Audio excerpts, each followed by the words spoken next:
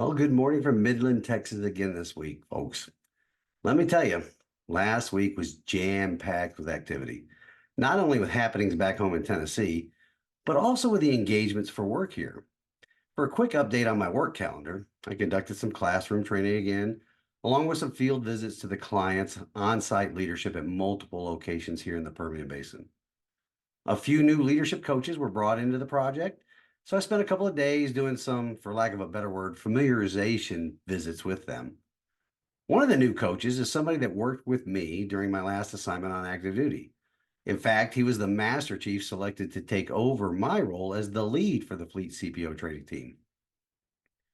We facilitated hundreds of leadership courses during our 3 years together on that team.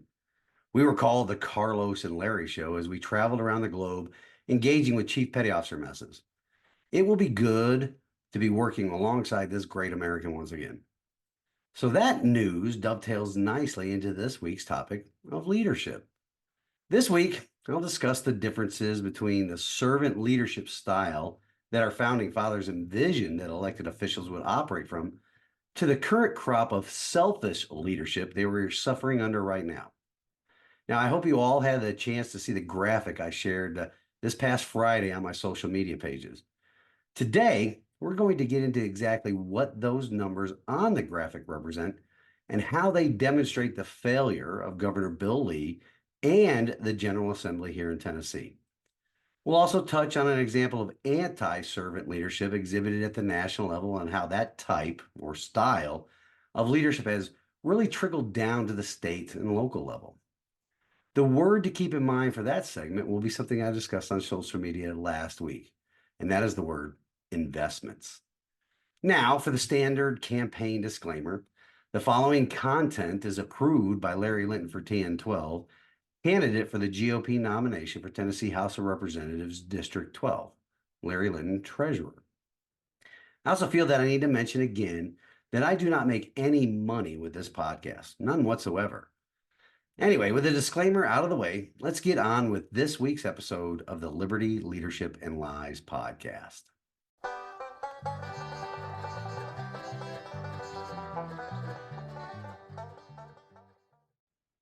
All right, folks, once again, welcome back to this week's show. Let's get started this week with talking about the word investments and how it relates to leadership. Specifically, when elected officials, or even those that are seeking elected office as a candidate at the local, state, or national level, they will use that word. Before we get into how elected officials and candidates abuse and twist that word, let's go over the actual definition of investment, shall we? From dictionary.com, we get this.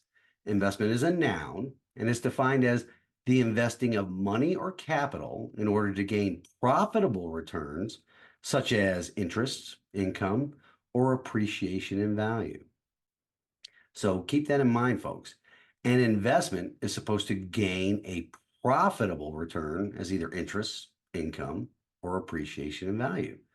I bring this up in this week's episode, as well as a post on social media last week, because I was scrolling through various candidate social media pages and I kept coming upon these people that use that word.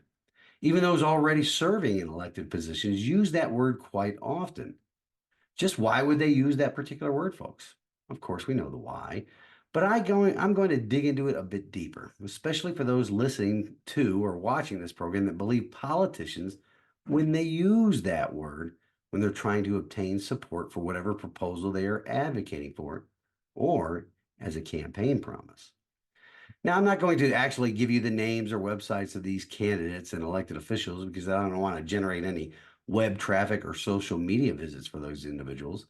However, feel free yourself to scour the internet and social media for yourselves. Look at how many times these people use that word. But only do so after listening to this segment so that you may have some discernment into what they are actually proposing or promising. I'm going to quote one candidate, though, in particular, in a post this person made last week. Again, I won't provide this person's name, but let's just say that this will not be the last time I will be quoting this individual on this program. Anyway, here it is. Quote, infrastructure is essential for progress.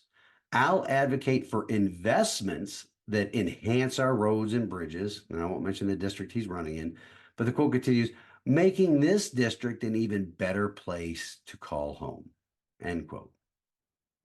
Now, we have mentioned how government likes to use what I call the artful lie when naming the pieces of legislation they propose, and it's only done so to make it more palatable to the voting electorate. Well, the same thing goes for campaign promises, such as the one I just quoted. It's an artful lie. How so, you may be asking? Well, let's go back to the definition of investment. Remember, an investment is defined as the investing of money or capital in order to gain profitable returns as interest, income, or appreciation in value. Is this candidate talking about investing their own money or their own capital? Of course not. The only money or capital that a political candidate or elected official can use is what they first take from the citizens in the form of taxes and fees. So when these people make promises of investing, they are talking about first taking your sweat equity, not their own. It's the third party payer principle.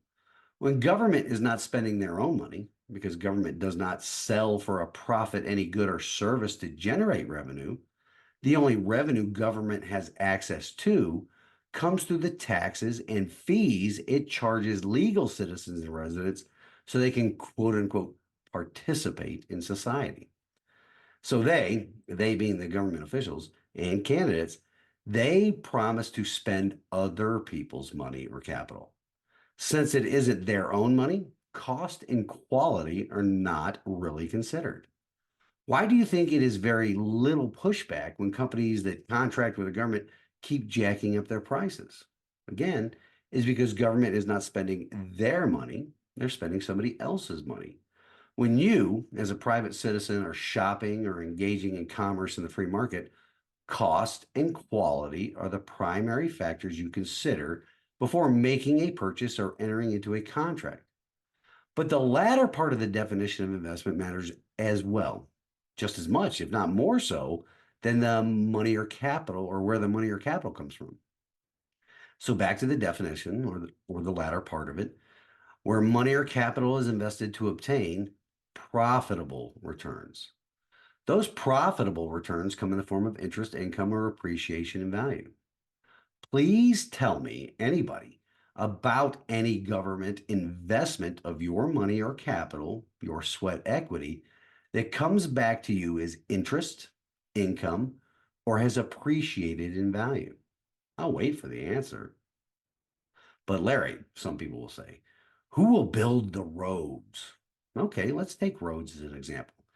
Did our nation have roads before the imposition of the income tax? Of course it did. We had roads, bridges, railroads, etc. Heck, we even won World War I before the 16th Amendment was ratified.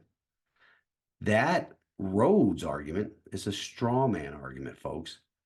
Private enterprise built roads and bridges across the nation before the income tax was introduced. Why? Well, because private companies wanted to move their goods all across the country to sell them for a profit. In fact, it still happens today. As an example, where I am currently doing my field engagements in the oil and gas industry.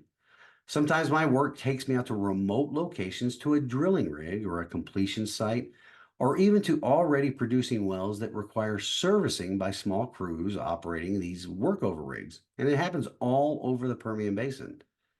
Do you think the government built the roads to every well site that I visit? Especially in this age where government is waging a war of attrition on the oil and gas industry by no longer allowing drilling on federally owned land? No. These well sites are on privately owned land, and the roads connecting them are more often than not installed and built by the oil and gas companies. So it allows their equipment to be transported to and from these locations. Granted, they're not the paved roads that most people enjoy today, but they are roads nonetheless. In fact, some of these lease roads I travel on are in better condition than the infrastructure roads that government invested your money and your capital in. These quote unquote public infrastructure roads are definitely not showing an appreciation in value. In fact, they are constantly requiring more and more investment to maintain.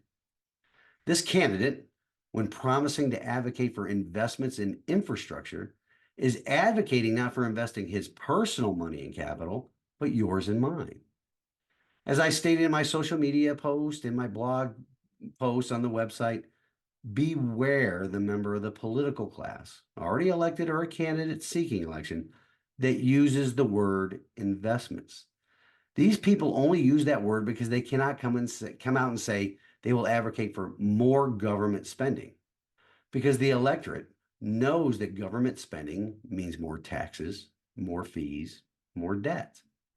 Why? Because government spending can only occur through those two mechanisms: the taxes and fees it charges for the common person to participate in society, or through incurring debt on the backs of those same common people. Now, with that, I'm going to take a quick break here. Don't go away, because I'll be right back to continue this train of thought.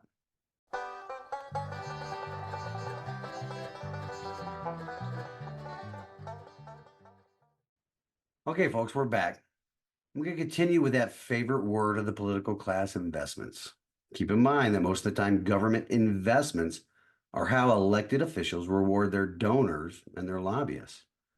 Investments are also the vehicle by which government inserts itself into every facet of the lives of everyday Americans. The only return that comes from government investments are not to benefit the legal citizens and the residents of this country. No, the primary return on investment, or ROI, often only is seen or realized by the elected official or candidate for office. It comes in the form of access to positions within companies after they leave public office, or through donor money and lobbyists that keep them in elected office. That's a revolving door that only can be sealed off by an electorate that throws off its apathy. In the case of me and my campaign, when elected, I pledged to work to remove as much of the taxes, fees, and regulatory burdens that our government has placed on every citizen. I will never subscribe to using the word investment when describing the necessary, basic, and constitutionally authorized spending that government needs to be engaged in. Us Tennesseans, we don't need our elected officials rewarding donors and their lobbyists by investing our tax dollars. We don't need candidates seeking election to higher office that only has a track record of voting 100% of the time with a majority of their fellow elected officials. If you want to know what I mean by that, just look at the meeting minutes of the Sevier County Commission and the votes they take. Servant leadership stands in stark contrast to the selfish leadership we are currently subjected to by a government, both state and national, that only sees the tax-paying citizens as the source of their money and capital to quote unquote invest in programs and in legislation that primarily benefits them individually. Being a servant leader in elected office requires that the person is a servant first, a servant to the citizens, not to their fellow members of elected office. Servant leadership begins with a natural feeling that one wants to serve those they are elected to represent, not to quote unquote help people. You know, what did Ronald Reagan say about government help? We talked about that a couple of weeks ago. Ronaldus Maximus stated, quote, "The 9 most terrifying words in the English language are, I'm from the government and I'm here to help," end quote. Instead, what we have today is that these elected officials are often only serving their friends, corporations, the good old boy network, or the donor and lobbyist class. When Robert Greenleaf first brought the term servant leadership into the lexicon in the 1970s, he stated that one of the best tests of servant leadership is to do that servant leadership serve is that they grow as persons. Do they, while being served, become healthier, wiser, freer, more autonomous, and more likely themselves to become servants? And what is the effect of servant leadership on the least privileged in society? Will they benefit or at least not be further deprived? Of course, the best, most accurate example of servant leadership experienced by mankind can be found in our Lord and Savior Jesus Christ. So now let's apply that test of servant leadership to our current crop of elected officials in Nashville, or even those seeking elected office to represent the citizens in their district in Nashville. Have the people they are supposed to serve become healthier, wiser, freer, more autonomous, and more likely themselves to become servants? What do you think, folks? Have we here in Tennessee become freer, or are our freedoms, our liberty, being eroded with the many pieces of legislation that is passed into law in our state's capital? Or are they killing liberty protecting legislation in committee or subcommittee? As I stated in last week's episode, when we see the happenings in Nashville, those elected officials seem to be bipolar with what pieces of legislation they pass or don't pass. It's almost as if they are attempting to serve two masters: the people of the great state of Tennessee and the corporate lobbyist donor class. Now, they serve the latter to a much greater degree than the former, don't they? The examples that many of the 535 members of the Congress in both the House and the Senate of anti servant leadership or selfish leadership seems to be rubbing off somewhat on the individual state legislatures. Tennessee, with its supposed Republican supermajority, is proving to not be immune from the lure and attraction of money and access that the corporate donor and lobbyist class provide to elected officials. What everybody in this state in particular and across the nation in general should have wakened up to during the scandemic of 2020 and is still continuing today is that our government at the state and national level is comprised of people that definitely are not examples of servant leaders. We, as Tennesseans and Americans, are proof that elected officials are acting contrary to the servant leadership that our founding fathers envisioned would lead the country that fought off the yoke of tyranny and the world's largest, most powerful military at the time. Are we wealthier or no, are we healthier? Absolutely not. When government inserted itself into the agricultural and food industry in the nation for more than 100 years now, what has happened? In fact, over the past 2 decades, the statistics are alarming. The following information comes from the Trust for America's Health, TFAH organization. Over the past 2 decades, obesity rates have climbed for all population groups. With certain populations of color, their words, not mine, those certain groups are experiencing the highest rates, often due to structural barriers to healthy eating and a lack of opportunities in places to be physically active. Just where do those structural barriers come from, though?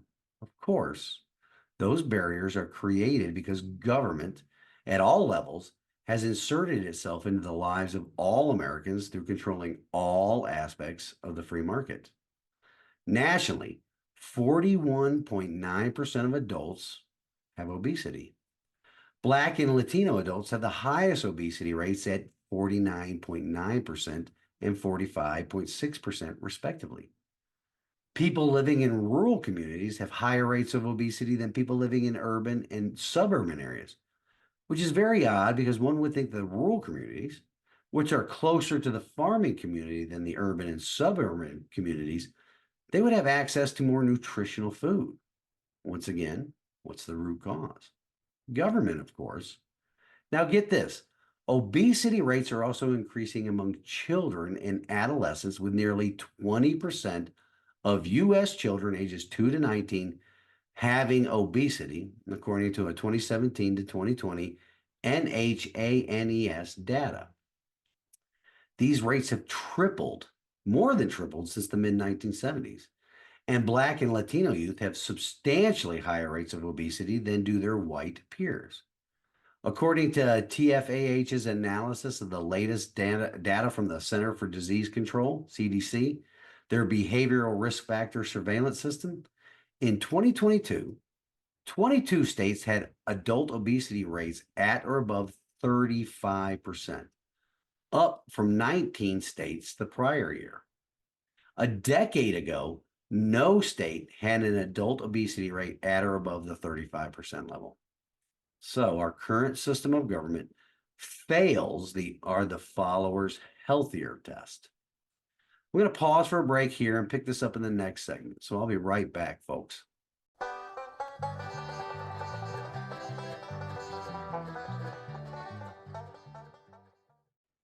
And we're back for the final full segment this week, folks. I'll try to get into how we can tell by elected officials failing the test to determine if they are true servant leaders with examples, but I also want to get into the characteristics of servant leadership. I probably won't get into all of them in this segment. We'll have to cover down on what I do not get to this week in the next episode that discusses leadership. Before I get into the remainder of the tests to determine if our government is filled with servant leaders or not, let's discuss the 10 characteristics of servant leadership. Those characteristics are listening, empathy, healing, awareness, persuasion, conceptualization, foresight, stewardship, commitment to the growth of the people, and building community. Let's take them one at a time and see just how well elected officials and candidates stack up against those characteristics. The first is listening. Just how well do they listen? I think that's obvious, but let's take the recent illegal immigration invasion of the Republic that is happening right now. A vast majority of Americans recognize this as a huge problem. It literally is an invasion. We have an estimated 10 million illegal immigrants that have flooded our nation since Joe Biden was installed in 2021. Now, you couple that with a very conservative estimate of a little more than 10 million illegal immigrants already in the country prior to that. And again, that is a very conservative estimate and is likely only half the actual number that were already here. But we have an estimated 20 million illegal immigrants in our nation right now. Put that all together, and they would be the fourth most populous state in the union. The cost associated with the care and feeding of that number of people is astronomical.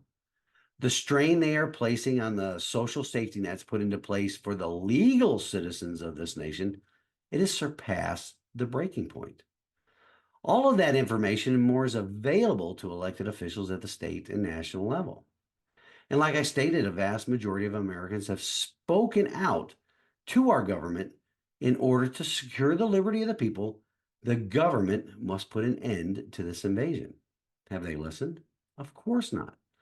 The flood of people into our country along the southern and northern borders continues unabated. Why? Well, it's to fulfill what some communist talking heads in government and media have called demographic destiny. In other words, it is the great replacement theory in action. It is being allowed purely for political power, for electoral college and representative number superiority.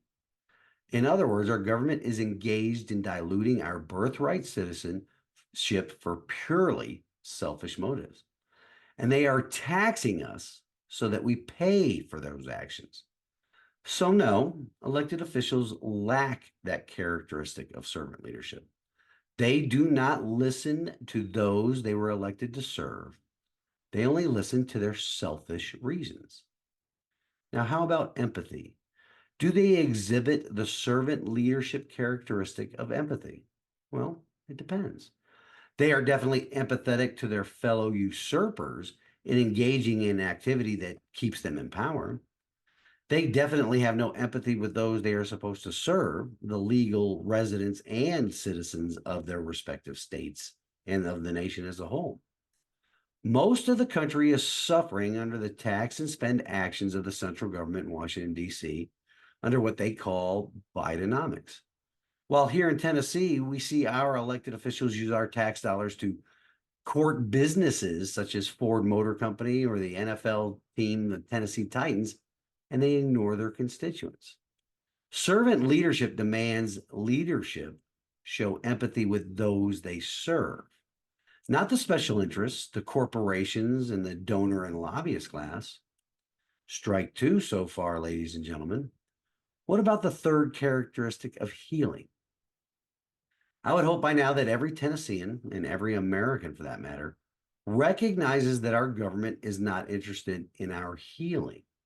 Because they are so in bed with the pharmaceutical industry, our government is only interested in treating, not healing.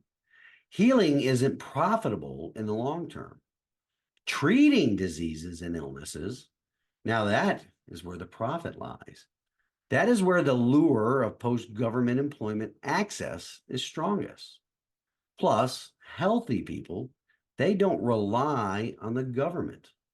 Sick people that require lifelong treatment, on the other hand, though, they rely on the government to subsidize their treatments. We are already at strike three, ladies and gentlemen, and we are only through the first three of the 10 characteristics of servant leadership. Now, I've got time for a couple more in this segment, though. The next one up in the queue is awareness. In his writings, Robert Greenleaf defined this characteristic this way: general awareness, and especially self-awareness, strengthens the servant leader. Awareness helps one in understanding issues involving ethics, power, and values. It lends itself to being able to view more situations from a more integrated, holistic position. As he further observed, Mr. Greenleaf stated this, quote, "Awareness is not a giver of solace. It is just the opposite. It is a disturber and an awakener. Able leaders are usually sharply awake and reasonably disturbed. They are not seekers after solace. They have their own inner serenity." End quote. Now, folks, from the outside looking in, do you think those in elected office, and even some of those seeking elected office, do you think they understand ethics, power, and values? Well, of course they do, but only because they are often unethical. They abuse and seek power for power's sake, as well as they often work to undermine the values, especially the values of the traditional family unit and those traditional Christian values that form the basis for the founding of our republic. What segment of society, based upon a percentage as related to the total number of members of that society, has more ethical failures than people in elected office? We know the answer to that, don't we? All right. Moving on to the next characteristic, persuasion. We'll refer back to Mr. Greenleaf here, where he stated that this characteristic is only where servant leaders rely on persuasion rather than on one's positional authority in making decisions. The servant leader seeks to convince others rather than coerce compliance. Now, there's very little persuasion happening in elected office. Our government operates from a coercion viewpoint for most of its activities, especially for those that fall outside of its constitutional limitations. As a bonus, they like to do this through the passage of legislation in a secretive manner. So far, 5 out of 5 failures of elected officials and many candidates seeking to serve an elected office. Now, that's all the time I have for the tests to determine if a person is exercising servant leadership, as well as the characteristics of servant leadership this week. As I mentioned before, I will cover the rest the next time the topic of leadership comes up in the rotation, which is in about 3 weeks. I'm going to pause right here and come back for the closing of the show with God's Word, as well as discuss the image with numbers I shared last week that are indicative of how leadership here in Tennessee is failing the great people of the volunteer state. So I'll be right back after this brief pause.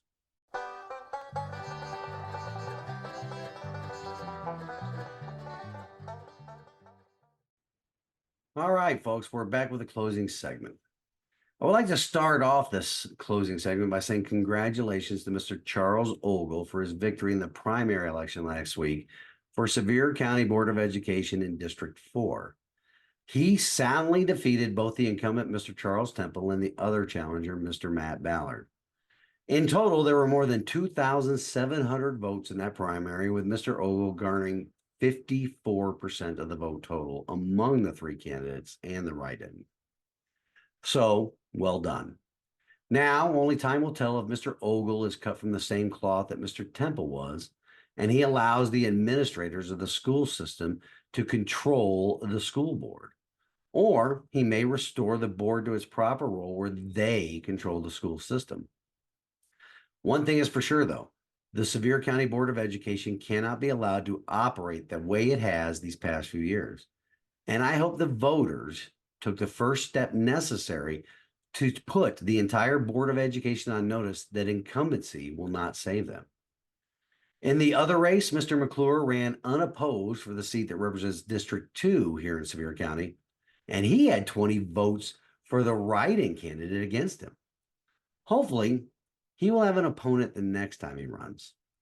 Now, the odd seats of districts 1, 3, and 5 will be up in 2 years, so there is work to be done in fixing what ails the Sevier County Board of Education. And what ails them is incumbency.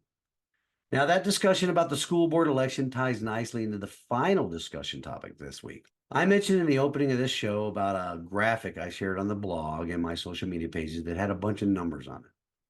That graphic also directly relates to how the elected members of the Tennessee General Assembly are failing in the requirement to be servant leaders for the citizens of the great state of Tennessee. For many years now, the Republican primary voters here in Tennessee have asked the governor and the General Assembly to take action to stem the tide of illegal immigrants flooding our state. The numbers in that graphic represent the numbers of teachers hired by the Sevier County school system to teach English as a second language. As you can see by the graphic, that the number hired has doubled in just 6 years. I got those numbers based upon my open records request to the Board of Education. Yes, I'm surprised they answered it as well, instead of referring it to their attorney like they did the last time I sent an open records request, and did not get the answers I asked for because the answer violated attorney-client privilege. Now, that increase can be directly tied to the number of illegal immigrants that are flocking to our county and enrolling their children in our schools. Public education is one of those social safety nets that were originally designed for the benefit of the citizens of our state. Now, disregard for the moment all the woke garbage being taught in these government indoctrination centers and focus on the original intent of public schools. They were to provide children the academic skills to enter society on a level playing field with their contemporaries to compete for jobs. If they were doing what they were designed to do, now just imagine the strain that is placed upon the system with the influx of children that A, do not understand English, and B, the culture into which they have been thrust. It takes away from the time and energy teachers can expend on the children of the legal citizens that were already raised in the American culture and can understand English. According to the State Department of Education's website, there were 683 children requiring English as a second language enrolled in Sevier County Public Schools in 2010. Just 9 years after that, in 2019, that number swelled to 2,294, almost 4 times as many students. And considering that number was in 2019 and the surge of illegal immigrants that have crossed the border since Joe Biden was installed, I am quite sure that number has skyrocketed since 2019, especially given the fact that in the 2019-2020 school year, the district had 34 teachers of English as a second language on staff. And that number has now swelled to more than 56 teachers, nearly doubling in just 4 years. Yet our governor and our General Assembly refuse to turn off the illegal immigration magnet in our state. That is why it is important for the people of House District 12 to not elect somebody that is just going to vote how the majority votes or vote how the majority tells him to vote. It is also why you need to show up and support the rally on the Capitol steps that's being organized by Mr. Brandon Lewis and his team at the Tennessee Conservative News. Just go to the website protecttnborders.com. Again, that is protecttnborders.com. All right, folks, that is all I have for this week. Today's wisdom from God's word comes to us from 2 Timothy chapter 3, verses 2 through 4.